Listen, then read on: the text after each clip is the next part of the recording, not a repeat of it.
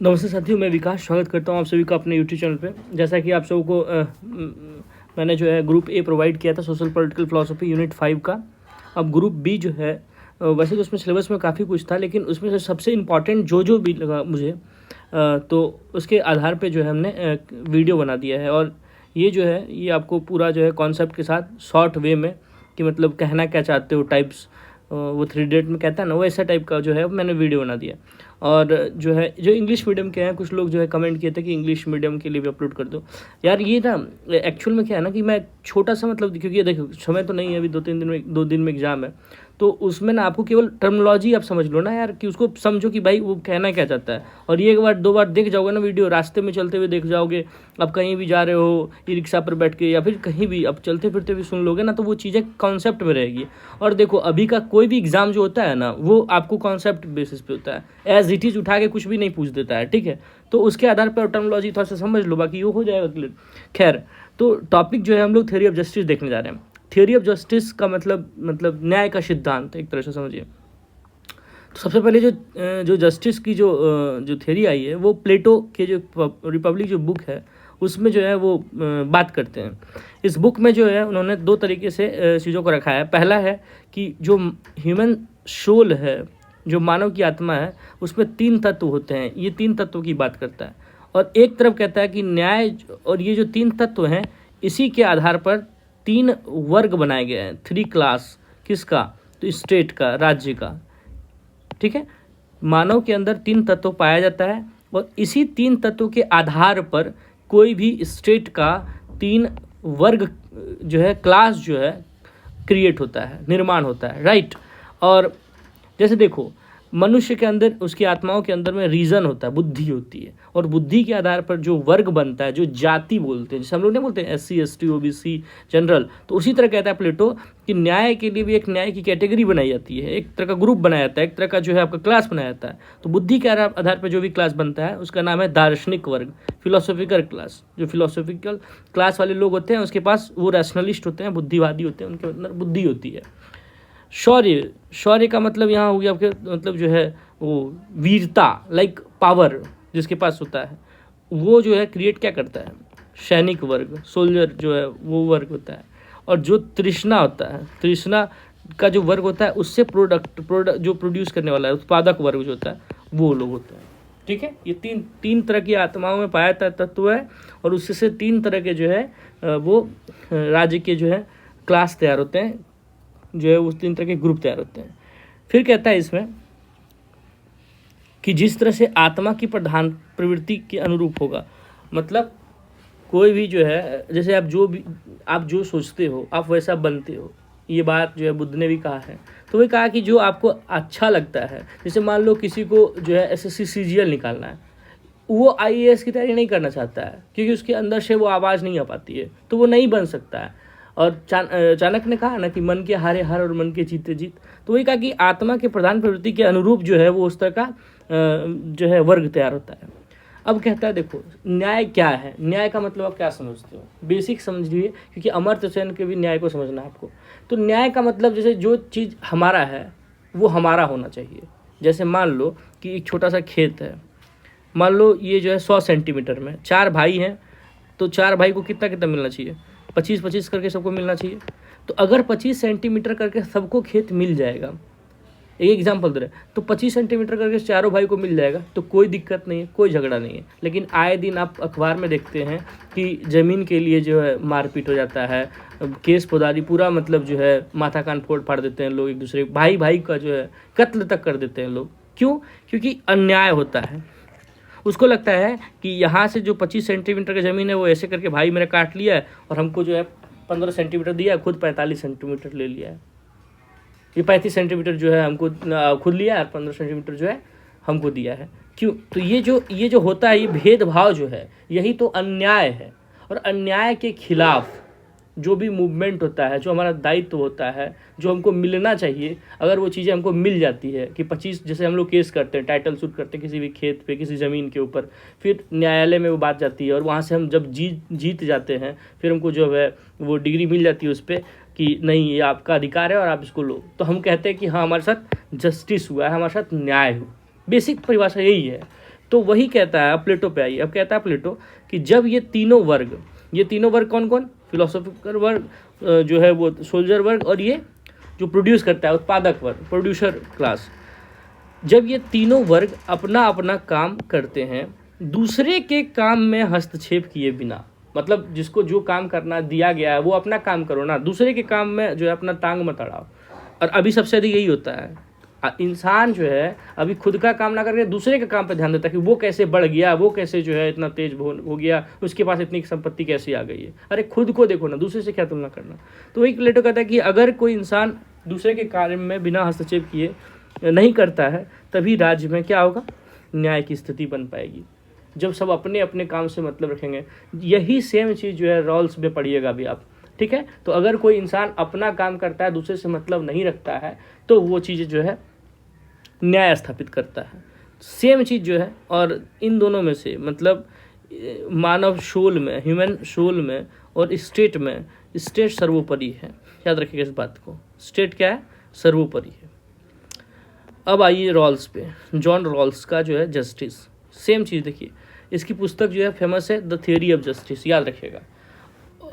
शुद्ध प्रक्रियात्मक न्याय का सिद्धांत दिया है इसने। अब ये क्या होता है समझिए, कहता है कि शुद्ध जैसे हिंदी इंग्लिश मीडियम वाले बच्चे उसको तो समझ में नहीं आएगा कि क्या है प्रक्रियात्मक न्याय का मतलब क्या हुआ। देखो प्योर जस्टिफिकेशन किसी के साथ होता है, तो उस जो प्योर जस्टिफिकेशन किसी के साथ होगा तो कैसे होता है, तो कहता है कि सर्वसहमति से कोई चीज़ को स्वीकार कर लेना। सर्वसहमति का मतलब जैसे मान लो चार बच्चे जो है बैठे हुए हैं और 2 समोसा है, 2 जो है मिठाई है।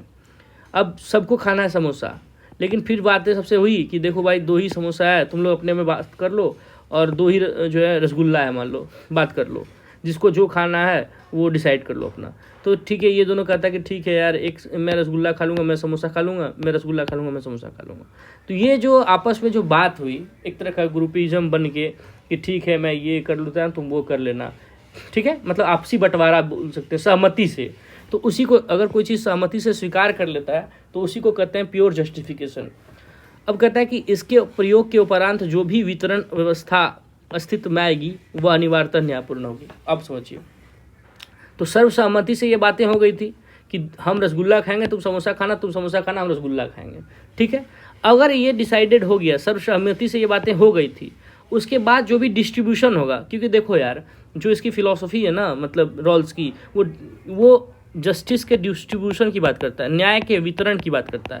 वितरण का मतलब डिस्ट्रीब्यूशन, मतलब उसको बांटना, देना, किसी को डिस्ट्रीब्यूट करना एक दूसरे के पास, ठीक है। तो न्याय का या जस्टिस का जो डिस्ट्रीब्यूशन है उसी की पूरी थियरी है, जो है रॉल्स की थियरी है, जॉन रॉल्स की, ठीक है। तो वही कहता है कि जब सर्वसहमति से कोई बात हो गई है, उसके बाद जो भी डिस्ट्रीब्यूशन होगा ना वो जस्टिफाई होगा, उस पर कोई आप उंगली नहीं उठा सकते हो। क्योंकि उंगली इसलिए नहीं उठा सकते हो क्योंकि जब बाद में बोलेगा कि नहीं हमको रसगुल्ला नहीं मिला, समोसा वाला कहेगा, या रसगुल्ला वाला कहेगा हमको समोसा नहीं मिला, तो फिर आप कहोगे यार तुम लोगों ने तो सर्वसहमति से बातें कर ली थी ना यार कि किसी को क्या चाहिए नहीं चाहिए, ठीक है। तो इसलिए जो है जब सही डिस्ट्रीब्यूशन होता है तभी सही जस्टिस मिलता है। ये रॉल्स का मेन या मोटो बोल लो आप, क्या मोटो है, तो इसका कहना है कि अगर किसी इंसान के साथ सर्वसहमति से, मतलब 2-4 इंसान है या कोई समाज ले लो, सोसाइटी ले लो, अगर किसी सोसाइटी में सर्वसहमति से कोई भी चीज़ का डिस्ट्रीब्यूशन होता है, ठीक है, तो वो डिस्ट्रीब्यूशन क्या कहलाता है, जस्टिस कहलाता है, न्याय कहलाता है। ये मोटो है इसकी फिलॉसफी का। अब आगे बढ़िए, देखते हैं। इसने उपयोगितावाद को नहीं माना है। उपयोगितावाद का मतलब वही यूटिलिटरिज्म वाला, उपयोगिता, बेंथम और मिल वाला, ठीक है। तो उपयोगितावाद का जो मोटो वो क्या है, अधिकतम व्यक्तियों के लिए अधिकतम सुख, अधिकतम व्यक्तियों के लिए अधिकतम, वो नंबर पे जाता है कि ऐसा कोई काम करो जिससे जो है पूरा समाज खुश हो जाए, सब पूरे समाज को जो भला हो जाए। तो कहता है, तो जो रॉल्स है ये इसका विरोध करता है, कहता है ऐसा नहीं करना चाहिए। जैसे कहता है कि अधिकतम व्यक्तियों के अधिकतम सुख, अगर मान लो कि किसी को पीटने से पूरा समाज खुश हो जाएगा, तो क्या उसको पीटना चाहिए? ये सही है? पीटना जो है वो न्यायपूर्ण होगा, जस्टिफाइड होगा? या मान लो किसी को रुलाने से सब खुश हो जाएगा, तो क्या रुलाना सही है? नहीं है ना। और दूसरी बात है यार कि जब आप अधिकतम व्यक्तियों के अधिकतम सुख की बात करोगे ना, मतलब जो यूटिलिटरिज्म करता है, उपयोगितावादी करता है, तो उसमें होता बेसिकली क्या है कि जो गरीब तबका का लोग है उसको कोई पूछने तक नहीं आएगा, ठीक है, उसको उसके साथ जो है जस्टिफाई नहीं हो पाएगा। अमीर लोग, जैसे मान लो जो पैसे वाले लोग हैं, जो चीज़ें उनको पसंद होगी, जो भी चीज़ें मान लो आप न्याय से रिलेटेड जो भी बातें कर सकते हो, तो जो अमीर लोगों को पसंद होगा ज़रूरी थोड़ा ना वो गरीब को पसंद होगा, ठीक है। तो इससे क्या होगा कि जो नीचे तबके के लोग हैं वो हीन भावना का शिकार हो जाएंगे, उनके साथ जो है वो जस्टिफिकेशन नहीं हो पाएगी। उनको क्या चाहिए ये बात जो है यूटिलिटिज्म नहीं करता। यूटिलिटरिज्म इस बात को नहीं मानता है कि तुमको क्या चाहिए, वो जनरलाइजेशन कर देता है कि भाई सबको मिल जाए, अधिकतम चीज़ें अधिकतम मिले। न्यूनतम तो बहुत निकृष्ट बातें भी कर जाता है, कहता है कि मतलब कुछ भी हाईली अमाउंट में कुछ भी मिल जाए, क्योंकि वो तो है क्वालिटी डिफरेंस नहीं मानता, वो तो क्वांटिटी को मानता है। वो क्वांटिटी में बोलता है भाई कुछ भी मिल जाए चलेगा, लेकिन सबसे अधिक मिलना चाहिए, सबको अधिक मिलना चाहिए, ठीक है। तो वही कहता है कि वह समाज न्यायपूर्ण होगा जिसमें अधिकतम व्यक्ति को अधिकतम सुख मिलेगा, ये बात कहता है उपयोगितावादी। लेकिन इससे होता क्या है, इससे व्यक्ति विशेष की उपेक्षा होती है। उपेक्षा का मतलब आप उसकी वैल्यू नहीं देते हो, वो क्या चाहता है इस बात को आप इग्नोर मार रहे हो, तो ये गलत है, ये जस्टिफाइड नहीं हो सकता है। इसलिए उसने यूटिलिटरिज्म को नहीं माना है रॉल्स ने। अब देखो वितरण मैंने अभी बताया ना कि जो रॉल्स की थ्योरी है वो कहता है कि अगर कोई डिस्ट्रीब्यूशन सही होता है तो वो जस्टिफाइड होता है। अगर कोई सोसाइटी में डिस्ट्रीब्यूशन सही हो रहा है तो उस सोसाइटी में जस्टिफिकेशन हो रहा है, ये बात कहना है रॉल्स का। लेकिन फिर ये इमेजनरी एक कल्पना करता है, इमेजिनेशन करता है एक चीज़ का, हाइपोथेटिकल इमेजिन करता है और कहता है कि ऐसा होता नहीं है, मतलब डिस्ट्रीब्यूशन ही सही नहीं हो पा रहा है। अगर डिस्ट्रीब्यूशन सही नहीं हो पाएगा तो जस्टिफिकेशन होगा जी, नहीं ना होगा। तो इसका मतलब क्या है कि ऐसा समाज बनाया जाए जहाँ पर डिस्ट्रीब्यूशन सही हो, और अगर डिस्ट्रीब्यूशन ही सही होगा तब जस्टिफिकेशन भी सही होगा। तो उसके लिए इसने जो है एक इमेजिनरी वर्ल्ड क्रिएट करने की कोशिश की है, और एक इमेजिनेशन किया है। वो इमेजिनेशन क्या है देखिए आप, एक प्राइमरी जो है सिचुएशन क्रिएट करता है। प्राइमरी सिचुएशन, मूल स्थिति इसको बोलते हैं, हिंदी मीडियम वालों मूल स्थिति याद रखिएगा। मूल स्थिति क्या है पहले आप इसको अच्छे से देखिए, फिर मैं वो जो है बाद में जो है ना मैं पूरा स्क्रीनशॉट वो कर दूंगा, पहले आप समझो पहले चीज़ों को। मूल स्थिति क्या है, प्राइमरी सिचुएशन क्या है वो समझो। कहता है एक लकीर, जैसे ये जो लकीर देख रहे हो आप, ये है अज्ञान का पर्दा। पर्दा जो घर में विंडो वगैरह के पास लगाते हो ना, खिड़कियों के पास पर्दा, वही पर्दा। लेकिन पर्दा इग्नोरेंस का पर्दा, मतलब अज्ञान का पर्दा। यहाँ पर किसी को ज्ञान नहीं है। देखो यार, अभी की दुनिया में, मॉडर्न एरा में, आप ना अधिकतम ज्ञान हो जाने के बाद भी इंसान को दिक्कत होती है। पता है क्या, अगर दो दोस्त हैं राम और श्याम, गांव में पढ़ा है, गांव के पढ़ने के बाद जो है राम जो है वो जो है गांव में रह गया, लेकिन श्याम जो है वो शहर आ गया और बन गया गलती से वो अधिकारी, ठीक है। तो उसका जो है हाईली जो है क्वालिफाइड लोगों के साथ बैठना उठना होता है। तो जब वो राम के पास जाएगा ना गाँव में, तो उससे उसकी नहीं बनेगी उतनी, और वो उसके साथ मिलना भी बैठना भी पसंद नहीं करेगा उतना। अगर वो मतलब जो उसके अंदर इंसानियत बची होगी तब वो मिलेगा, नहीं बची क्योंकि बहुत अभी रेयर हो गया है, ठीक है। तो होगा क्या कि ज्ञान है उसके पास, तो वो इस बात को जानेगा कि हम कहाँ हैं, ये कहाँ है, हम कहाँ इतना अमीर आदमी, ये कहाँ गरीब झुग्गी झोपड़ियों में रहने वाला, हम कहाँ एम्बेसडर कार लेके घूमने वाले, या जो भी अभी हाईली जो भी कारवार है, जो भी लग्जरियस चीज़ें हैं, और ये कहाँ। तो ये सब चीज़ें होती क्यों हैं, ये सब ज्ञान के कारण होती है ना। क्योंकि अगर मान लो कोई पागल इंसान है, तो पागल के लिए पूरी दुनिया जो है उसके लिए कुछ नहीं है, उसको मतलब ही नहीं, वो अपने धुन में है। या फिर अगर आप कभी कभी गाने वाने सुनते हो, तो ईयरफोन लगा के जब आप गाने सुनते होगे ना, ईयरफोन लगा के, तो आपको दुनिया से मतलब नहीं होती है, आप खुश रहते हो यार ज़िंदगी में। मतलब लगे यार ठीक है सब कुछ जाने दो यार, आप खुश रहते हो। ऐसा क्यों होता है, क्योंकि उस टाइम आप कोई चीज़ सोचते नहीं हो। तो जब कोई इंसान कोई चीज़ सोचता नहीं है तो उसको कष्ट भी नहीं होता है, ठीक है। सोया हुआ इंसान को कोई कष्ट होता है जी, मच्छर काट रहा है, क्या काट रहा है, नहीं काट रहा है, उसको कोई मतलब होता है। आप बात समझिएगा, मैं 2 मिनट मतलब इसमें समझा दूंगा तब आपको क्लियर हो जाएगा। तो ये सब होता क्यों है, जॉन रॉल्स कहता है इसके पीछे का लॉजिक क्या है। तो कहा कि ज्ञान है, तो कहा मैं एक ऐसा सिचुएशन क्रिएट करता हूँ जो अज्ञानी है, जहाँ पर ज्ञान नहीं है। तो वो कहता है कि एक अज्ञान का पर्दा लगाओ, और उस अज्ञान के पर्दे पर इंसान को लेके आ जाओ पीछे, अज्ञान के पर्दे के पीछे ले आओ, जहाँ पर इंसान को ज्ञान नहीं होना चाहिए, जहाँ पर इंसान के पास जो है नॉलेज नहीं होना चाहिए जो थिंक कर पाए। जैसे छोटा बच्चा को अब देखो, एक गरीब का बच्चा है, एक अमीर का बच्चा है, छोटा बच्चा है 3-4 साल 5 साल का है, कोई भेदभाव नहीं होता है दोस्त, मैं सही बता रहा हूँ, कोई भेदभाव नहीं है दोनों के बीच में, और वो भेदभाव जानता ही नहीं है। क्यों नहीं जानता है? क्योंकि उसके माइंड में ये कीड़ा डाला ही नहीं गया है, जाति क्या होती है, ये डाला ही नहीं गया है अमीरी क्या होती है, गरीबी क्या होती है, महल क्या होता है, झुग्गी झोपड़ी क्या होता है, ऊंच क्या होता है, नीच क्या होता है। ये सब चीज़ें नहीं डाली गई है ना, कि तुम जाति से श्रेष्ठ हो, तुम धर्म से श्रेष्ठ हो, तुम पैसे से श्रेष्ठ हो, तुम सोसाइटी से श्रेष्ठ हो, तुम हर चीज़ से श्रेष्ठ हो, और वो हर चीज़ से गरीब है, नीच है, छोटी जाति का है। ऐसा डाला ही नहीं गया बच्चों के बीच में। तो दो बच्चे के पास ये चीज़ें नहीं होती है। ये चीज़ें किस में होती है? जब वही बच्चा धीरे धीरे बड़ा होगा तो उसके अंदर डाला जाएगा, उसको समाज से सीखना शुरू करेगा कि अच्छा हम इस जाति से हैं तो हम ऊंची जाति के हैं, वो उस जात से है तो वो नीच जात का है, हमारे बाप के पास इतना पैसा है तो हम अमीर हैं, हमारे पास कार है, हम जो है फ्लाइट से सफ़र करते हैं, वो कहाँ बस में बैठने वाला, उसके पास टूटी साइकिल तक नहीं है, झुग्गी झोपड़ियों में रहता है, हम कहाँ महलों में पलने वाले लोग। तो ये सब कैसे होता है? ये सब नॉलेज के कारण होता है। सोसाइटी से सीखने लगता है वो कि जो है डिस्क्रिमिनेशन क्या होता है, भेदभाव क्या होता है। तो कहता है अज्ञान के पर्दे के पीछे जब किसी इंसान को लेके आओगे तो उसमें होगा क्या कि तो उसमें ये साइड की जो चीज़ें हैं इसको आप समझो। किसी व्यक्ति को उसकी वर्तमान सामाजिक आर्थिक परिस्थिति से अलग कर लो।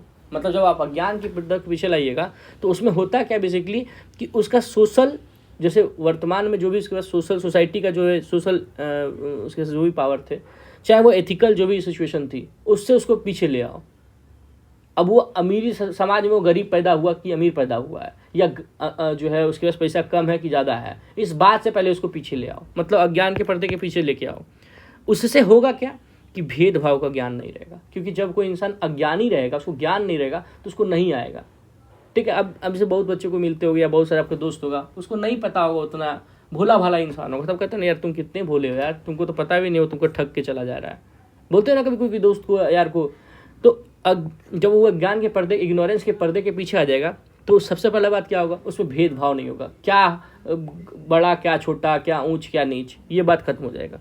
समाज कैसा है, मतलब कैसा समाज रहेगा, ये उसको कोई दिक्कत नहीं है। अभी हम लोग समाज में बहुत शिकायत करते हैं, क्यों? क्योंकि ज्यादती हो जाती है हम लोग के साथ। लेकिन जब आप अज्ञान के पर्दे के पीछे आ जाओगे तो आपको पता ही नहीं है।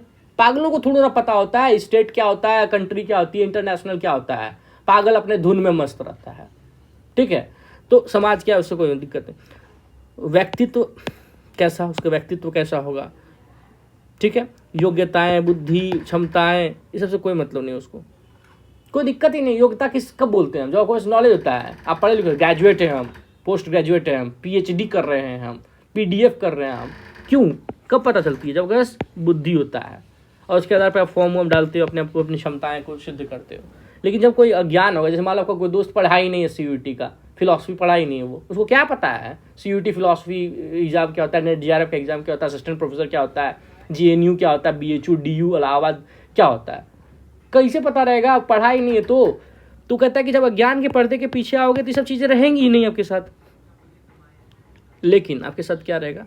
न्याय बोध आपको होगा, विवेक रहेगा, सोचने समझने की शक्ति रहेगी, लेकिन इस बात का कोई ज्ञान ही नहीं रहेगा। जैसे हनुमान जी वाला कॉन्सेप्ट समझो। हनुमान जी को जो है वो मिला था ना कि एक बार अभिशाप मिल गया था कि तुम्हारे पास पावर तो रहेगा हनुमान, लेकिन तुम इस पावर को जान नहीं पाओगे। सेम सिचुएशन, आपके पास पावर रहेगा, आप सोच समझ सकते हो, लेकिन इस बात को आप नहीं जान पाओगे कि हम सोच समझ भी सकते हैं। हाथी को ये बात पता नहीं होता कि हाथी विशालकाय होता है, क्योंकि उसकी आंखें छोटी होती है, और नेचर ने उसको ऐसे बनाया है कि सामने वाला इंसान उसको दुगुना दिखता है हाथी के साथ।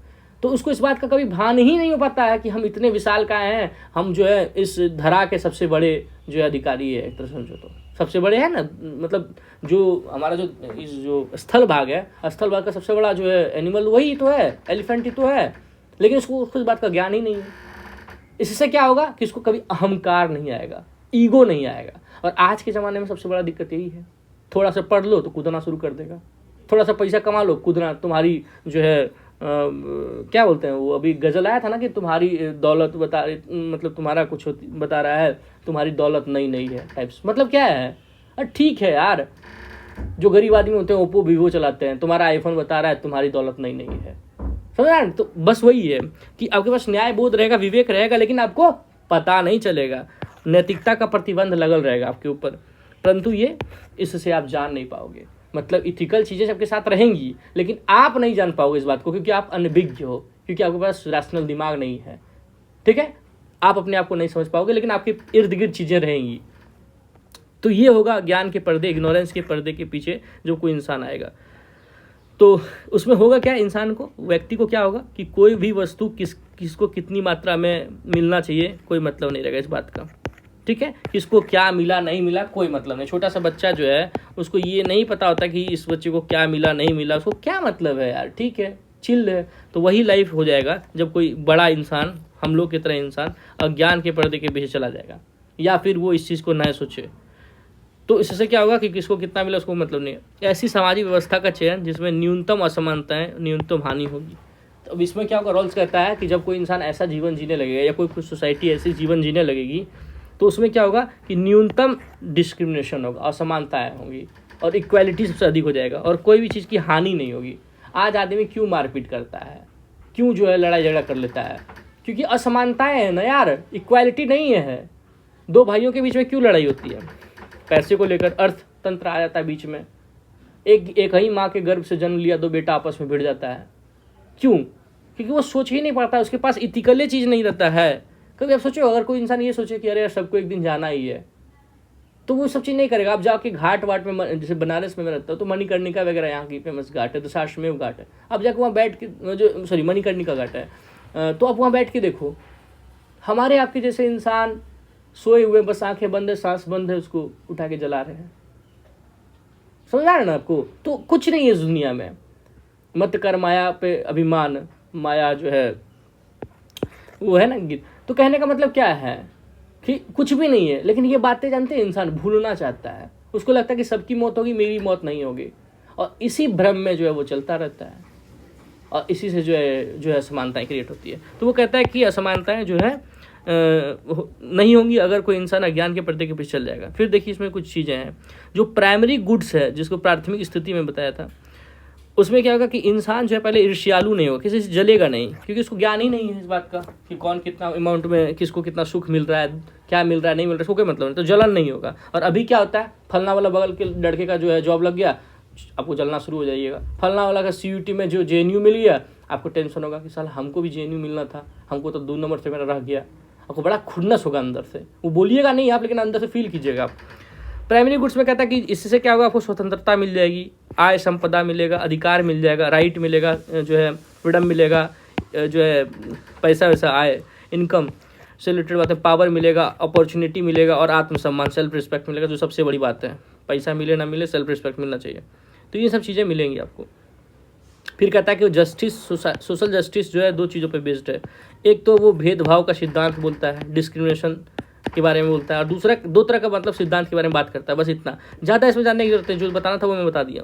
और दूसरा है समान जो है स्वतंत्रता, इक्वल फ्रीडम मिलेगा आपको। 2 चीज़ें जो है ये होंगी। अब आके आता है लिबर्टी एंड इक्वालिटी, स्वतंत्रता और समानता। इसको देखिए, मैं समानता को पहले लाया हूँ, इक्वालिटी को। इक्वालिटी पर जिसने वर्क किया उसका नाम है रोनाल्ड डॉर्किन। ठीक है, रोनाल्ड डॉर्किन एक फिलोसोफर है, इसने इक्वालिटी के ऊपर वर्क किया है। इसको समझते हैं। देखिए, अधिकार साध्य है। साध्य का मतलब समझते हैं इंग्लिश मीडियम वालों? साध्य का मतलब होता है आपका जो गोल है, अचीवमेंट, जो इसको आप करना चाहते हैं। तो अधिकार, राइट क्या है, इसको हमको पाना है। साध्य का मतलब होता है अचीवमेंट या गोल, तो गोल को हम पाते हैं, होता नहीं हमारे पास, पाना, तो साध्य है। अधिकार क्या है, साध्य है। अधिकार 2 तरीके का होता है, एक सम्मान की समानता, सम्मान मतलब चूँकि हम लोग पढ़ रहे हैं कि इसको समानता को पढ़ रहे हैं, तो कहता है कि 2 तरीके से जो समानता होती है, एक सम्मान की समानता मतलब रिस्पेक्ट वाला इक्वालिटी, और एक होता है सरोकार की समानता। अब सरोकार क्या होता है इसको समझिए। पहले ये दोनों समझिए कि सम्मान की समानता और सरोकार की समानता। इसके लिए कहता है कि अगर कोई सरकार, मतलब अगर कोई भी सरकार अगर ये दोनों चीज़ नहीं दे पाता है, मतलब सम्मान नहीं दे पाता और किसी को सरोकार नहीं दे पाता है, तो वो आप उस पर जो है उंगली उठा सकते हैं। ऐसे सरकार के विरुद्ध जो है आपको मोर्चा खोलना चाहिए। ठीक है, कहता है कि सम्मान की यह कल्पना सभी के साथ समान व्यवहार की कल्पना है। मतलब समानता की यह कल्पना जो है वो सभी के साथ समान व्यवहार की कल्पना है। मतलब हर इंसान के साथ जो है ऐसा होना चाहिए, ये कल्पना है। जैसे बच्चा वही बताया ना कि बच्चे के साथ जो है हमेशा इक्वलिटी होती है, हमेशा वो जो है किसी को जज नहीं करता है।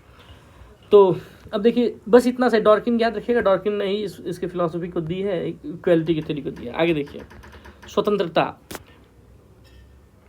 इसमें वो कहता है कि डॉर्किन कहता है कि स्वतंत्रता के बारे में बोलता है कि विशिष्ट अधिकार है जिसमें अभिव्यक्ति तथा आवागमन के अधिकार शामिल होते हैं। मतलब जब वो फ्रीडम के बारे में कहता है तो कहता है कि यह एक विशिष्ट अधिकार है, एक तरह का जो है विशिष्ट जो है राइट है, जिसमें क्या होता है कि इंसान अभिव्यक्ति को और आवागमन के अधिकार को जो है शामिल करता है। जैसे आर्टिकल 19 में ये सब चीज़ें हैं ना, 6 हम लोग के जो अधिकार, उसके अंदर जो है आर्टिकल 19 वही वाला बात है, उसी की समानता करता है। फिर कहता है कि समानता में, इक्वालिटी में कहता है कि एक व्यक्ति के लिए बहुमत का उल्लंघन बर्दाश्त नहीं होगा। मतलब कि अगर कोई एक इंसान के लिए पूरा सोसाइटी को आपको जो है पूरा सोसाइटी का विरोध करना चाहिए तो ऐसा नहीं करना चाहिए, इस बात को डॉर्किन नहीं मानता। और उसकी जो बुक है उसको याद रखिएगा, ये इंपॉर्टेंट है। ये बुक जो है sovereign virtue the theory and practices of equality, ये बुक को याद रखिएगा। तो ये डॉर्किन की थ्योरी थी। अब आप देखिए कॉन्सेप्ट ऑफ फ्रीडम या लिबर्टी, स्वतंत्रता का नियम। कहता है प्रत्येक जीव जंतु अपने अस्तित्व के निशान छोड़ जाता है। मनुष्य एकमात्र ऐसा प्राणी है जो अपने जो है कृतित्व का निशान छोड़ जाता है। मतलब हर इंसान जो है अपने अस्तित्व का जो है निशान छोड़ता है। जैसे मान लो कोई इंसान मरता है, या जैसे अभी डायनासोर वगैरह देखो तो आप उसके जो है स्ट्रक्चर को पाते हैं, उसकी बॉडी, फिजिकली बॉडी को पाते हैं। लेकिन जो जैसे गांधी जी हो गए, इन्होंने अपने कृति को छोड़ा है, मतलब अपना जो उसने उन लोगों ने जो भी अपना योगदान दिया समाज में वो चीज़ों को छोड़ा। ये जैकब जो है ब्रोनॉफ्स्की एक है, उन्होंने कहा है। फिर आगे देखिए, ये कुछ डायलॉग्स थे स्वतंत्रता के लिए, ठीक है, तो उसी के पहले इसको देख लेते हैं। आर्थिक सुरक्षा और स्वाधीनता के बिना व्यक्ति को सच्ची स्वतंत्रता प्राप्त नहीं हो सकती। ये बात फ्रैंकलिन रूजवेल्ट ने कहा है, जानते ही होंगे फ्रैंकलिन रूजवेल्ट जी को। आर्थिक सुरक्षा, इकोनॉमिकली सिक्योरिटी और स्वाधीनता, मतलब अपन जो है उसको भाई हमको जो चीज़ करना है हमको करने दिया जाना चाहिए। तो अगर ऐसा नहीं मिलता है तो स्वतंत्रता का कोई मतलब नहीं है। एक ल्यूकस हैं, J.R. ल्यूकस, इनकी फिलॉसफी, इनकी जो किताब है द प्रिंसिपल्स ऑफ पॉलिटिक्स, तो ये किताब इन्होंने लिखा है। इसमें कहते हैं स्वतंत्रता का मतलब होता है विवेकशील जो आदमी होता है, जो कुछ सर्वोत्तम प्रतीत होता है वही करने में वो समर्थ हो और उसे कार्यकलाप के बाहर किसी को न लगे। मतलब जैसे मान लेते हैं कि कोई इंसान है जो पढ़ा लिखा है, अगर वो समाज को कुछ देना चाहता है, उसके अंदर ये देने की कैपेसिटी है। लाइक जैसे मान लो कोई इंसान एक किताब ही लिखता है और उस किताब से जो है लाखों लाख लोग प्रभावित होते हैं और उनको अच्छा विचार मिलता है, सोसाइटी को जो है अलग नज़रिए से सोचने के लिए मजबूर करता है, तो उस किताब को लिखने देना चाहिए उस लेखक को, उसको रोकना नहीं चाहिए। अगर रोक रहे हो तो आप उसके जो है स्वतंत्रता को, उसकी फ्रीडम को छीन रहे हो। तो अगर कोई इंसान जो अपने दिल की सुनता है और अपने दिल की करना चाहता है, जो भी उसको करना चाहता है जो अच्छा हो, जैसे दिल ये भी कहता है कि बैंक लूट लो, तो ये अच्छा नहीं ना है, ये फ्रीडम खराब फ्रीडम हो जाएगा, ये अधिकार जो है वो नहीं है, ये अधिकार का उल्लंघन है। तो वैसे अधिकार के अंतर्गत या न्यायपूर्ण अधिकार के अंतर्गत, जस्टिफिकेशन के अंतर्गत अगर कोई इंसान कुछ करना चाहता है तो उसको करने देना चाहिए, उसको रोकना नहीं चाहिए। अगर आप उसको रोकते हो तो आप उसको प्रतिबंधित करते हो या बांध देते हो उसकी प्रतिभा को, उसके जो है हुनर को, और वो स्वतंत्रता नहीं है। इसका मतलब कहता है कि भविष्य को मनचाहा रूप देना अपने अनुसार। मतलब अगर कोई लेखक कुछ भी लिखना चाहता है तो उसको लिखने चाहिए, देखना चाहिए अपने स्व के अनुसार, अपने अनुसार जो उसका दिल चाहता है। कोई अगर जो है गीतकार अगर कोई गीत लिखना चाहता है तो उसको लिखने देना चाहिए समाज पे, ठीक है। जैसे मान लो महंगाई के ऊपर कहता है ना, खूब महंगाई डाइन खाए जाते हैं, तो ये एक सोसाइटी को बता रहा है तो कि महंगाई इतनी बढ़ गई है कि आज जो है गरीबों को निगल जा रही है, ठीक है। तो ये कमेंट्री उसको होना देना चाहिए, जैसे सोसाइटी अच्छा चीज आएगा। तो वही कहता है कि भविष्य को मनचाहा रूप देने के लिए जो है देना चाहेगा स्व के अनुसार। आगे कहते हैं कि अपने आदर्शों को यथार्थ में परिणत करने की सामर्थ्यता आएगी। जब कोई इंसान स्वतंत्रता किसी को देता है, या कोई भी गवर्नर जो है राष्ट्र या कोई भी जो है सरकार जो है अगर अपने जनता को जो है स्वतंत्रता मुहैया कराती है, तो उससे क्या होगा कि वो अपने आदर्शों को यथार्थ रूप में परिवर्तित करने के सामर्थ्य रखेगा। फिर मतलब जो भी उसने सोचा है उसको वो फुलफिल करना चाहेगा। अपने व्यक्तित्व की क्षमताओं को जो है वो मूर्त रूप देगा, एब्स्ट्रैक्ट को रियल बना देगा। एब्स्ट्रैक्ट हो क्या बना देगा, रियल बना देगा। जो उसने सोच के रखी है कि भविष्य में मैं अधिकारी बनूंगा तो मैं ये करूंगा वो करूंगा, तो वो चीज़ें जो है वो रियल में कर पाएगा, मूर्त रूप में देगा, एब्स्ट्रैक्ट देगा। एरिस्टोटल ने कहा है कि कुछ मनुष्य विवेकशील की श्रेणी में नहीं आते हैं, वो केवल जीते हैं मगर वे स्वतंत्रता की कोटि में नहीं आते हैं। विवेकशील श्रेणी में नहीं आते हैं, वो केवल जीते हैं मगर वो स्वतंत्रता की कोटि में नहीं आते। ये कोटेशन याद रखिएगा। फिर principle of social and political theory, ये जो है अर्नेस्ट बार्कर की थ्योरी है, ये किताब है, उसके अंतर्गत उन्होंने 3 तरह की स्वतंत्रता की बात की है। एक फिजिकली फ्रीडम की है, एक रैशनली फ्रीडम की है और एक व्यवहारिक प्रैक्टिकल फ्रीडम की बात की है। ये 3 तरह की फ्रीडम की बात की है, अर्नेस्ट बार्कर है और इनकी किताब को याद रखिएगा। लिबर्टी का एक और तरीका है, एक निगेटिव लिबर्टी, एक पॉजिटिव लिबर्टी। हिंदी में देखो यार, लिख तो रहा है नकारात्मक स्वतंत्रता और सकारात्मक स्वतंत्रता। होता क्या समझो, और इसमें सपोर्टर कौन कौन है इसको भी देख लेना। एक बर्लिन है, नेगेटिव जो है फ्रीडम की बात कर, सपोर्टर है, हेयक है और फ्रीडमैन है। ये तीन लोग इधर हैं सपोर्टर में। देखिए नेगेटिव क्या होता है कि यदि कोई व्यक्ति कुछ करना चाहता है तो उसे उस काम को करने से नहीं रोकना ही नकारात्मक स्वतंत्रता है। ठीक है, अगर कोई इंसान कुछ करना चाहता है उसको नहीं रोकना ही क्या है, नकारात्मक स्वतंत्रता है। अब इधर सकारात्मक में देखिए, मतलब पॉजिटिव में देखिए आप क्या बोलना चाहता है।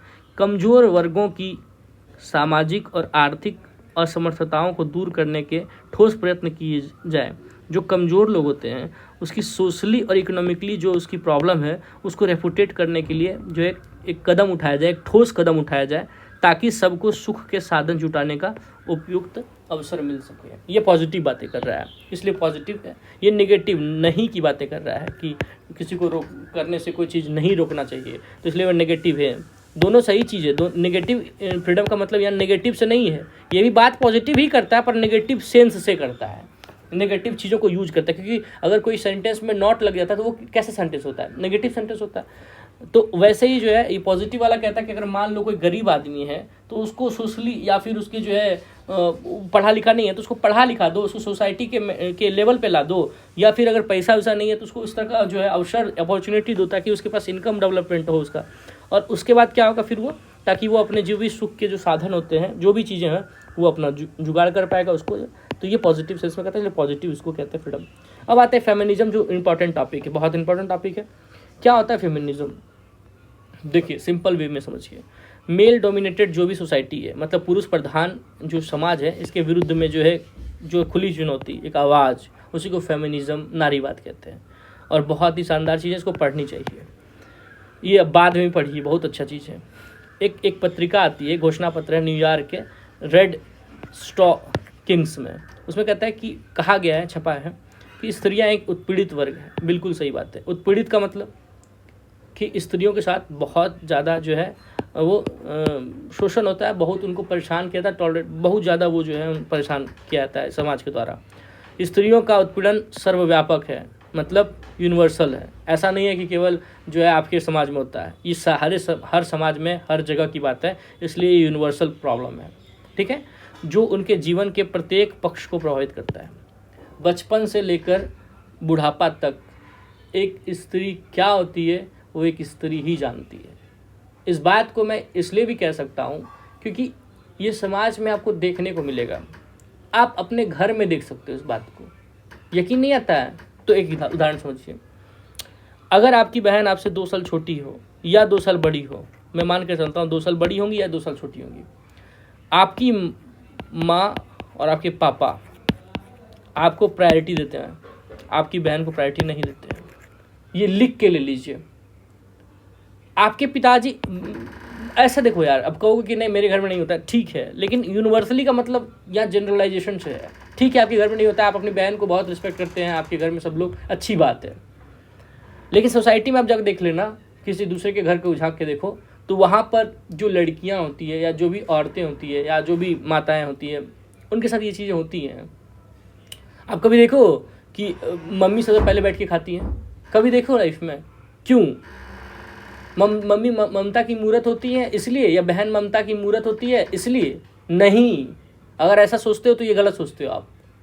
इसलिए क्योंकि औरत लास्ट में ही खानी चाहिए, ऐसा सोसाइटी कहता है, ऐसा न्याय कहता है, ऐसा शास्त्र कहता है। तो ऐसे शास्त्र को सदैव के लिए चरण स्पर्श, क्यों ऐसा? क्यों मम्मी सबसे लास्ट में खाएगी, सबको खिलाने के बाद मम्मी खाएगी, जो बचा खुचा रहेगा हैं? क्यों बहन ही पानी लाएगी? पापा जब आते हैं घर पे दफ्तर से या कहीं से बाहर से, तो बेटी पानी लाओ, तो बेटी दौड़ के, बेटी कुछ भी कर रही है, बेटी प्रोजेक्ट ही क्यों नहीं बना रही है, बेटी इंट्रेंस की तैयारी क्यों नहीं कर रही है, दौड़ के सब कुछ छोड़ छाड़ के बेटी किस माहौल में पढ़ रही, मान लो पढ़ना भी तो एक तरह का माहौल होता है, उस माहौल को छोड़ के बेटी चुपचाप जाके पानी लाती है। ठीक है, लेकिन बेटे को नहीं, क्या कर रहे हो बाबू तुम? अब मान लो अगर बेटी 10 साल की है और बेटा 2 साल का है या 4 साल का है, तो फिर देखो, अगर 5 साल का बच्चा है तो 10 साल की बहन को पीट देगा, और अगर बहन भी उसको 2-4 झापड़ मार दे, आग लगा देगा घर में, एकदम पूरा तहस नहस एकदम घर एकदम कर देगा। क्यों मारी तुम इसको? और उसको परेशान, इतना परेशान होगा कि बेचारी, मतलब क्या बताया जाए। खैर छोड़ो, तो ये सब चीज़, अब आगे बढ़ते हैं। तो ये हो रहा है समाज में। फिर तो नारीवाद इसके खिलाफ है। एंजेलिना गिम्ब्रे जो है एक नारीवादी हैं, वो कहती हैं कि मैं केवल मानव अधिकार को मानती हूँ, अन्य किसी अधिकार को नहीं मानती हूँ। याद रखिएगा, ये सब लाइन में भी पूछ सकता है। स्त्री और पुरुष में 2 तरह के भेद होता है, एक सेक्स जो है डिस्क्रिमिनेशन होता है, और दूसरा जेंडर डिस्क्रिमिनेशन होता है। 2 तरह के भेदभाव होते हैं पुरुष और जो है महिला के बीच में।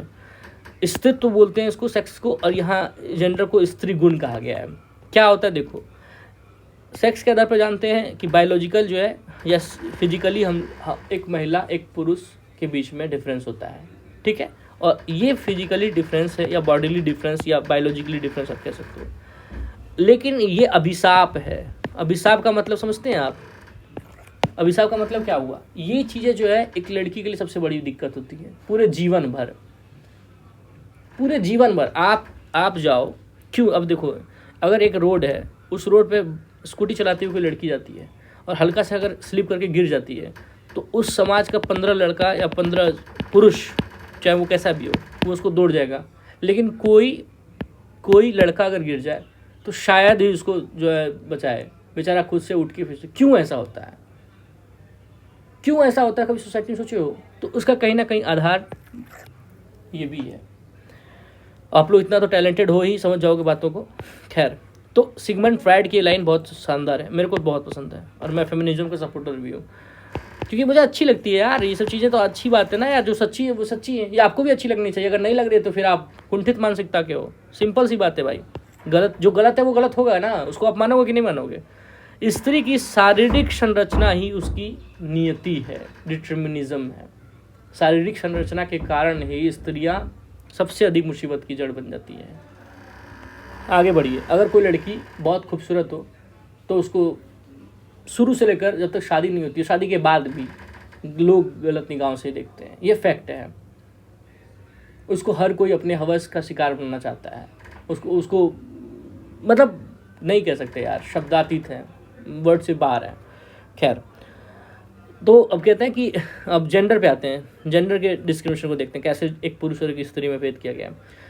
तो वो बायोलॉजिकल डिफरेंस होता है, जो सेक्सुअल जो बता रहा था मैं, सेक्स से रिलेटेड जो भी डिफरेंस डिस्क्रिमिनेशन होता है वो बायोलॉजिकल होता है, और जेंडर से रिलेटेड अगर कोई डिस्क्रिमिनेशन है तो उसको कहते हैं वो सोसाइटी का है, सोशियोलॉजिकल फैक्ट है, उसके आधार पर जो भेदभाव किया जाता है एक पुरुष और एक महिला के बीच में। कहता है समाज में स्त्री को केवल जो है हीन ही नहीं, हीन का मतलब नीच ही नहीं, बल्कि स्त्री को जो है वो, स्त्री की जो है जो उसकी वैल्यू है उसको भी जो है इग्नोर किया जाता है, उसकी उपेक्षा की जाती है, उसको वैल्यू नहीं दिया जाता है। अगर तो आपकी बहन कोई राय रखना चाहती है कि पापा इस काम को ऐसे भी किया सकता है, तो उसका भाई या उसकी माँ या उसके बगल के लोग कह देंगे तुम चुप रहो, तुम बड़का जानती हो, अभी पढ़ी नहीं है, जुम्मा अभी 2 क्लास पढ़ क्या लियो, अपना ज्ञान ही देना रखो, चुपचाप रहो, बाहर यहाँ जाओ। कोई भी कहीं भी कोई बैठक होगा तो उसमें आपका भाई बैठेगा, हम लोग बैठ सकते हैं, लेकिन कोई स्त्री नहीं बैठ सकती है। क्यों ऐसा होता है? इसलिए क्योंकि उसकी कोई वैल्यू ही नहीं है। अगर वैल्यू होती तब तो उसकी बातों को रखा जाता है। हाँ, वैल्यू कब है?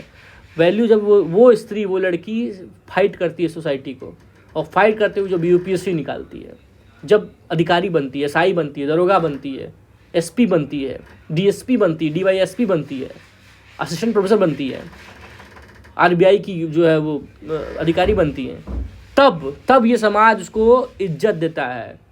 ठीक है, तो योग्यताओं को सिद्ध करना पड़ता है एक लड़की को। खैर, तो एक तो ये होता है कि उसके साथ जो है भेदभाव किया जाता है, मतलब उसकी वैल्यू नहीं दी जाती है, उसको जो है हीन समझा जाता है। और अब वही बात कह रहा है, फेमिनिज्म कहता है कि यह तर्क बुद्धि पर आधारित नहीं है। तर्क बुद्धि का मतलब ये जो है, ये आप उसको फैक्ट नहीं बोल सकते हो, आप उसको जो है तर्क बुद्धि, लॉजिकली ये बात नहीं है, ये गलत है लॉजिकली, ठीक है। तो लॉजिकल पर आधारित नहीं है, रैशनलिस्ट नहीं हो सकता ये बात। और दूसरा क्या है, वो अन्याय पर आधारित होती है। मतलब कहने का ये मतलब क्या था, इस सेंटेंस का मतलब ये था कि एक स्त्री एक पुरुष के बीच में जो भी भेदभाव किया जाता है, वो भेदभाव सामाजिक है, सोसाइटी ने इस बात को क्रिएट किया है, कहीं ये चीज़ लिखित नहीं है। और आप इसको प्रूफ नहीं कर सकते हो लॉजिक से कि नहीं एक स्त्री को जो है खाना बाद में ही खाना चाहिए, एक माँ को जो है सबको खाना जो है, केवल खाना जो है स्त्री को ही बनाना चाहिए। क्यों? बड़े बड़े 5 स्टार होटल जाओगे तो वहाँ तो सेफ होते हैं और वो तो मेल मेंबर ही होते हैं, तो क्यों मतलब खाना जो है वो स्त्री बनाए?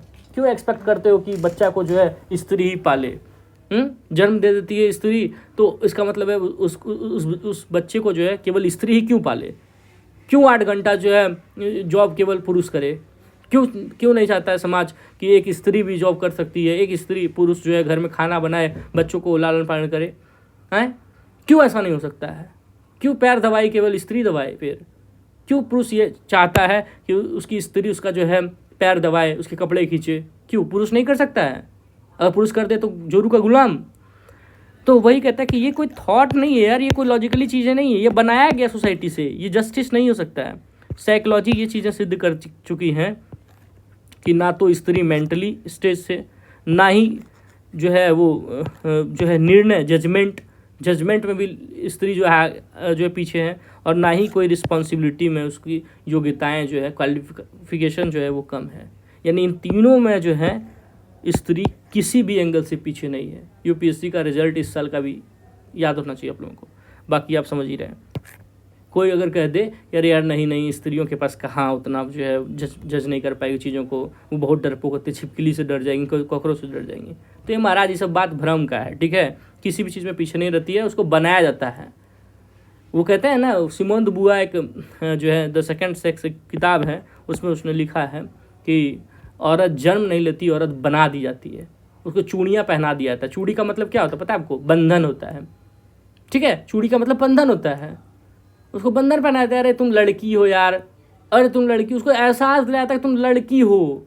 तुम 12 बजे रात को जो है मोटरसाइकिल लेके फील्ड पे नहीं निकल सकती घूमने के लिए, तुम लड़की हो, तुम नहीं कर सकती हो। तो ये सब चीज़ें बना दी जाती है, वो होती नहीं है वैसे।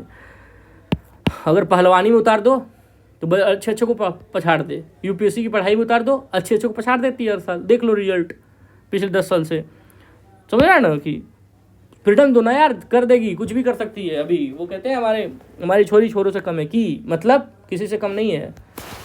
और उसके आगे देखो यार, ना पढ़ने में कम है, ना ही उत्तरदायित्व में कम है। हम लोगों से अधिक जो है उसको पता होता है रिस्पॉन्सिबिलिटी क्या होती है। तो हमको सीखना चाहिए हम लोगों को अपनी माँ बहन से। दूसरा देखो यार, सामाजिक व्यवस्था की देन, ये चीज़ें जो है ना, ये सामाजिक सोसाइटी ने दिया है, ये कोई नेचर ने बनाया नहीं है, कोई भेदभाव नहीं है, बस बायोलॉजिकल डिफरेंस है बस, और कोई डिफरेंस नहीं है हम दोनों के बीच में। स्त्रियों के व्यक्तित्व का विकास इसलिए नहीं होता है क्योंकि उसको डोमेस्टिक वर्क दिया जाता है, बच्चे पैदा करके उसको हाथों में दे दिया जाता है, उसको खाना बनाने का, कपड़ा खींचने का सामान समझा जाता है, बच्चे जो है उसको थमा दिए जाते हैं, बस तुम यही करो, तुम्हारा यही काम है। तो इससे क्या होता है कि एक स्त्री जो है वो अपना जो है व्यक्तित्व का निर्माण ही नहीं कर पाती, वो जो कहना चाहती थी, जो बनना चाहती है, वो बन ही नहीं पाती है, और उस तरह से स्त्रियाँ दब जाती हैं। उसकी फेमिनिज्म की क्या मांग है कि अपने शरीर पर उसका पूर्ण नियंत्रण हो, मतलब कि उसको जो है अपने शरीर का मतलब, या शरीर का मतलब मेंटली स्तर से भी वो चीज़ों को सोच सके, क्या सही है क्या गलत है, किसके साथ रहना है किसके साथ नहीं रहना है, शादी किससे करनी है किससे नहीं करनी है, हमको कौन सी पढ़ाई करनी है कौन सी नहीं करनी है, ये सब चीज़ों की फ्रीडम होनी चाहिए, ये फेमिनिज्म भी कहता है। और दूसरा कहता है कि उसको दर्जा बराबरी का मिलना चाहिए, बिल्कुल, और है भी यार, तो मिलना क्या चाहिए, उसको छीन लिया गया है वो दर्जा दो उसको। मान लो एक दोस्त है, ये दूसरा दोस्त है, ये स्त्री, इसका नाम पुरुष है, तो इसके पास 50 रुपया था, इसके पास 50 रुपया था, इस 50 रुपया को जो है ये 40 रुपये से ले लिया है, 90 रुपया, और 10 ही रुपया दिया है, तो ये 40 रुपये इसको रिटर्न करेगा कि नहीं करेगा? तो वो इसको दो, क्योंकि वो उसका था, तो उसको राइट उसका रिमूव करो, कोई परोपकार नहीं कर रहे हो। नारीवाद फेमिनिज्म 3 मतलब वैसे तो बहुत काफ़ी टाइप्स हैं उसके, लेकिन 3 स्तर से आपको जाननी चाहिए। एक लिबरल जो है फेमिनिज्म, उदारवादी नारीवाद, सोशलिस्ट जो है फेमिनिज्म, सामाजिक नारीवाद, और तीसरा रेडिकल आमूल परिवर्तनवादी नारीवाद। अब देखो यार, इसमें इंपॉर्टेंट क्या है, इस तीनों को याद रखिएगा, और इस तीनों के अंतर्गत जो सपोर्टर है उसको याद रखिएगा, और उस सपोर्टर की किताबों को याद रखिएगा, और उसने कुछ अगर मेन लाइन कही है तो उसको याद रखिएगा।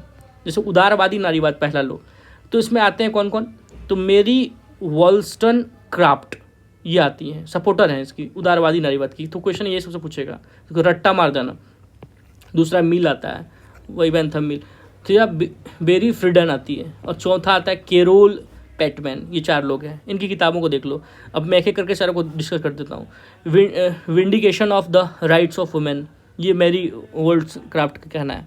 इसमें किताब है उसकी, और उसमें कहता है कि शिक्षा से वंचित रखकर उसे विलासिता हेतु यूज़ किया जाता है इसका, मतलब उसको पढ़ाने लिखाने आता है बहुत सारा। अभी देखो राजस्थान में, अब कहीं भी यार, अभी हम बिहार से तो बिहार की बातें करते हैं, बिहार में भी स्त्री शिक्षा की हालत जो है वो अभी उतनी बेहतर नहीं है। अब ठीक धीरे धीरे लड़कियां आगे बढ़ने शुरू हो गई हैं, लेकिन फिर भी यार सोसाइटी तो किसी एक से नहीं ना बनती है, सोसाइटी में सब लोग के ना होनी चाहिए आगे।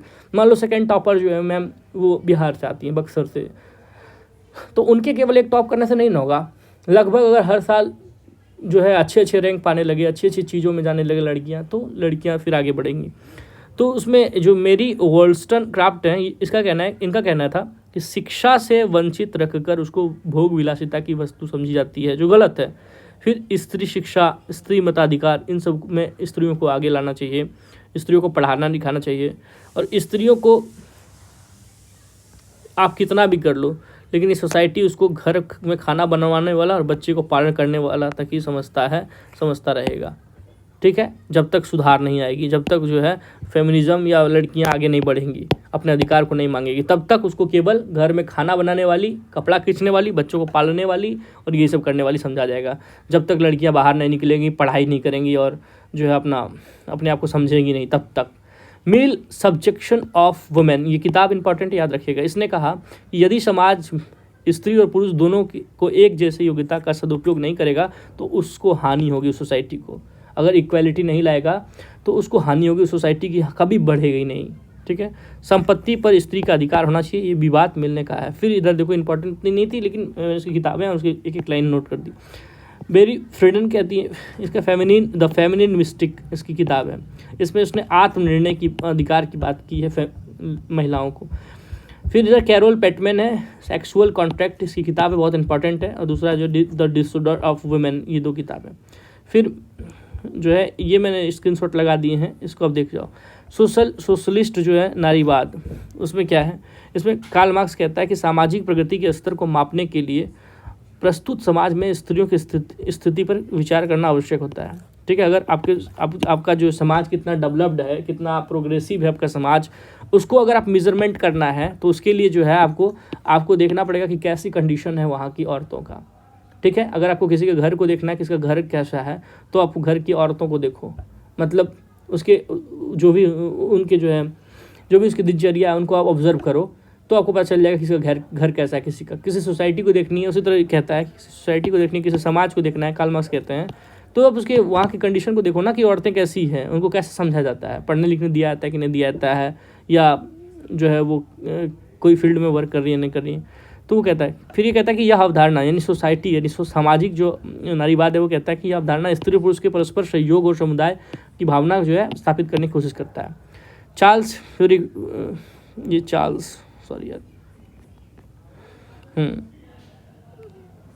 फ्यूरिये जो है, ये एक सपोर्टर हैं, ये कहते हैं कि बहुत सारे स्त्री पुरुष को समूह विवाह के बंधन में बंधकर लघु समुदाय के रूप में रहना चाहिए। मतलब बहुत सारे स्त्री और पुरुषों को समूह विवाह के बंधन में बंधकर लघु समुदायों के रूप में रहना चाहिए। ये सब कोटेशन है, इसको बस एज इट इज रीडिंग कर देता हूँ। इस संबंध में पैदा होने वाले बच्चों को पालन पोषण भी उन्हें मिलजुल कर करना चाहिए।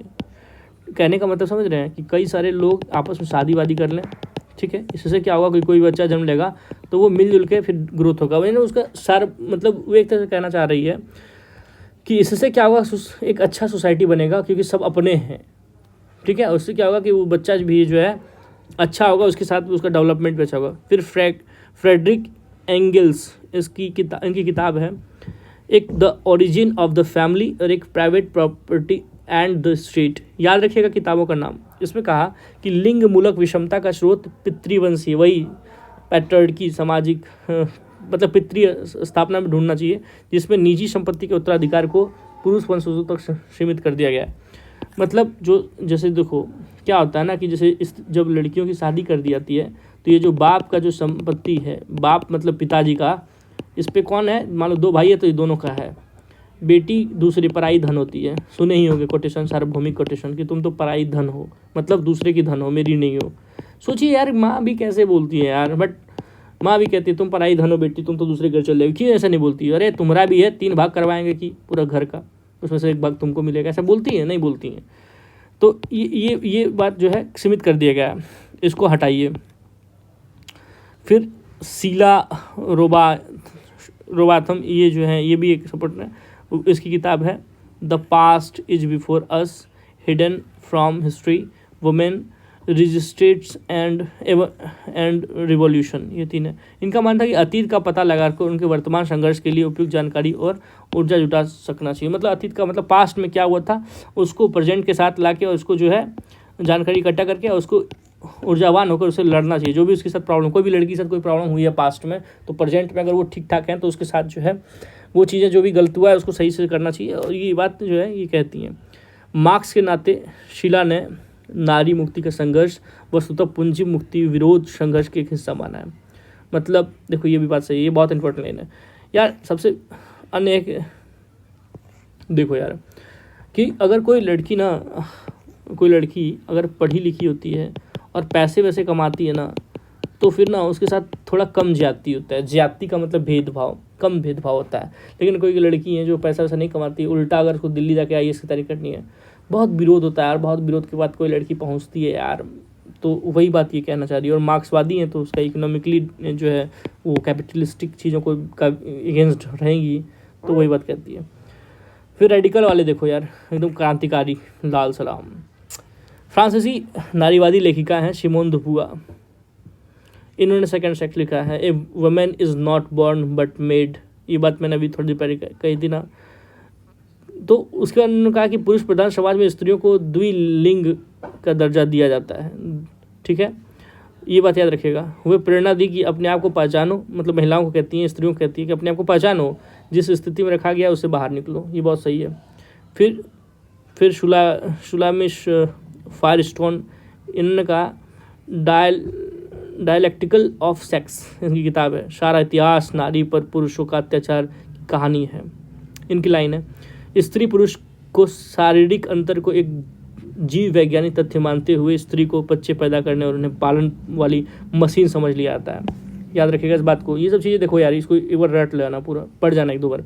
यदि समाज चाहे तो लड़के लड़कियों की ये भूमिकाएं आपस में बदली जा सकती है। बिल्कुल बदली जा सकती है। लिंग पर आधारित श्रम विभाजन को समाप्त कर दिया जाए, इसके लिए परंपरागत जो है मूल परिवार का पुनर्गठन करना होगा। ऐतिहासिक दृष्टि से स्त्रियां 2 उत्पीड़ित समूह थीं। ये उतना इम्पोर्टेंट इधर नहीं है यार, ये सब ठीक ठाक नहीं उतना। यहाँ से देखो फिर अब कैट जो है मिलेट, इसका सेक्सुअल पॉलिटिक्स, ये याद रखिएगा। इसमें उसने कहा है कि स्त्री पुरुष का परस्पर संबंध शक्ति के प्रयोग पर आधारित है। शक्ति का प्रयोग पुरुषों को ही शोभा देता है। ये सब बातें कहती हैं कि जो है शक्ति का प्रयोग पुरुषों को ही शोभा देता है। फिर औपचारिक शिक्षा, लोकप्रिय संस्कृति, धर्म, कला और साहित्य के माध्यम से वो जो है बार बार इस मान्यता की पुष्टि की जाती है। फिर स्त्री शिक्षा का प्रेम या कामोत्पीड़न नहीं, बल्कि उसमें से ये दिखाया गया है कि किस प्रकार स्त्री पर अपनी शक्ति का प्रयोग किया जाता है। तो वही सब बातें इसमें ज़्यादा इंपॉर्टेंट नहीं है। फिर यहाँ पर थोड़ा सा इंपॉर्टेंट लाइन ये है यार, एक्चुअली ये मेरा स्टूडेंट ने छोटा सा नोट्स लिया था तो मैंने उसके स्क्रीनशॉट डाल दिए हैं यहाँ पर, ठीक है, क्योंकि ये मुझे कुछ ठीक लगे थे उसके नोट्स। फिर असभ्य लोगों में साधारणतः स्त्रियों का तिरस्कार किया जाता है, सभ्य लोगों में उनका सम्मान किया जाता है। असभ्य लोगों में साधारणतः स्त्रियों का तिरस्कार किया जाता है और सभ्य लोगों में, बिल्कुल यार, अगर कोई अच्छी फैमिली, मैंने कहा ना कि सबके घर में ऐसा नहीं होता है। जो असभ्य लोग हैं, जो दिमाग से पैदल हैं, वो लोग जो हैं स्त्रियों का तिरस्कार करते हैं। लेकिन जो पढ़े लिखे लोग हैं वो अपनी बेटियों को आगे बढ़ाते हैं और उनकी बेटियां ही उनके लिए बेटी होती हैं। ठीक है। जैसे मान लो कोई माँ बाप है, पढ़ा लिखा है और उसकी 2 बेटियाँ, बेटे नहीं हैं, कोई गम नहीं है। उसकी 2 बेटियाँ हैं, बेटे हैं यार, क्या आप बेटा और बेटी का फ़र्क है, कोई दिक्कत नहीं है, एवरीथिंग इज, सब लोग इक्वल हैं, ठीक है। फिर यदि सब मनुष्य जन्म से स्वतंत्र है तो स्त्रियां जन्म से दास कैसे है? बहुत सही है यार, ये मेरी जो है एस्टेल है उन्होंने कहा है। फिर इसमें एक वॉकेट की लाइन है, ये लाइन थोड़ा पढ़ जाना यार, ये इंपॉर्टेंट है थोड़ा सा बस, और इधर कुछ भी इंपॉर्टेंट नहीं है। विवेकानंद जी की है लेकिन क्वेश्चन पूछेगा नहीं। अब ये लास्ट टॉपिक है अमर्त्य सेन के ऊपर, द आइडिया ऑफ जस्टिस, उनकी किताब है, बहुत इंपॉर्टेंट है, पूछेगा। डेवलपमेंट एज फ्रीडम, ये दोनों किताब रह जाइएगा। इन्होंने एक अजम्पशन किया है, कल्पना की, जैसे रॉल्स ने किया ना वैसे ही इन्होंने भी कही है। वर्तमान का कानून प्रणाली न्याय को अपने राष्ट्र तक सीमित कर दिया है। वर्तमान का जो कानून का सिस्टम है वो जो भी है वो जस्टिस को अपने राष्ट्र तक ही सीमित कर दिया है। कारण क्या है? संकीर्ण जो है समदर्शिता, मतलब वो दूर चीज़ों को नहीं देखता है। मतलब अभी की जो लॉ है उसने जो है जस्टिस को क्या किया है, एक जगह पर ही केंद्रित कर दिया है, एक ही राष्ट्र तक केंद्रित किया है। तो इससे क्या होता है कि ये चीज़ें आपको संकीर्ण चीज़ें हैं, ये आप अपने घर तक ही कोई चीज़ को रखते हो तो ये गलत है। अगर कोई अच्छाई है तो सबको समझाओ ना, पूरा देश को दो, पूरा दुनिया को दो। तो अगर दुनिया को नहीं देते हो आप कोई चीज़ अच्छाई या कोई जस्टिस, तो वो गलत है। ये बात अमर्त्य सेन का कहना है। ताकि राष्ट्र कानून के मामले में अपने को स्थानीय तक सीमित रखे। क्यों अपने आप को जो है संकीर्ण करता है? क्योंकि वो चाहता है कि नहीं कोई इंटरफेयर नहीं करे, हमारा जो है सोसाइटी हम ही तक रहे, हमारा जो कानून है हमारे देश तक ही रहे, इसलिए जो है वो बाहर नहीं करना चाहता है। लेकिन इसमें अमर्त्य सेन का एक आरोप है, आरोप मतलब वो लगाते हैं, कहते हैं कि मनुष्य की बेहतरी के लिए एक ऐसा कानून हो जो पूरे विश्व में लागू हो, जो पूरी दुनिया में लागू हो। मतलब एक ऐसा कानून बने जो कि पूरे दुनिया यूनिवर्सली हो, और इसी को उनका जो है फिलॉसफी है, कोटेशन मतलब उनका विचार है यूनिवर्सल जस्टिस का, वैश्विक न्याय का। ऐसा नियम जो पूरे दुनिया में लागू हो। क्यों ऐसा बोलते हैं वो? तो उनकी दावेदार क्यों करते हैं, इस चीज़ का दावेदारी क्यों रखते हैं? कारण देखिए, क्या विश्व भर में ज्ञान का दरवाज़ा खुल गया है। देखो अभी लेटेस्ट देखो तो IIT भी जो है तंजानिया या किधर जो है वो, या एम्स जो पढ़ाई जो है, ये सब चीज़ों की पढ़ाई बाहर हो रही है। या आप जाके फॉरेन में जाके पढ़ाई करते हो, आप रसिया में जाके जो है वो डिग्री लेते हो, आप अमेरिका फॉरेन से जाके पढ़ाई करते हो ना जी। जब पढ़ाई के लिए दुनिया का दरवाज़ा खुला हुआ है तो जस्टिस के लिए क्यों नहीं? जो चीज़ ज़रूरी है वो क्यों नहीं? आप हमको दो रोटी कम दो, लेकिन जस्टिस तो दो ना यार। दुनिया भर में क्यों नहीं होना चाहिए? तो होनी चाहिए। ये बात इन्होंने कही है। फिर न्याय का जो अधिकार है मनुष्य का सबसे बड़ा राइट है, सबसे बड़ा अधिकार है, और यह अधिकार उसको विश्व भर में मिलनी चाहिए। ये बात यूनिवर्सल जस्टिस में अमर्त्य सेन कहते हैं। तो इस तरह से जो है आपके पूरे अध्याय समाप्त हुए। जो इंपॉर्टेंट थे मैंने बता दिए आप लोग को, बेस्ट विशेष हमारी तरफ से। और कुछ टॉपिक हैं जो मैं अपलोड कर दूंगा जो इंपॉर्टेंट है आपके लिए। एक वो कोटेशन वाला, मतलब कि किसी जैसे प्लेटो ने क्या क्या कोटेशन कहे हैं, स्टेटमेंट क्या क्या दिए हैं, तो वो सब चीज़ें जो है मैं अपलोड करता हूँ आज शाम तक। अब आराम से पढ़ो और टाइट से रहो। कोई भी दिक्कत हो बताना, कमेंट कर देना, और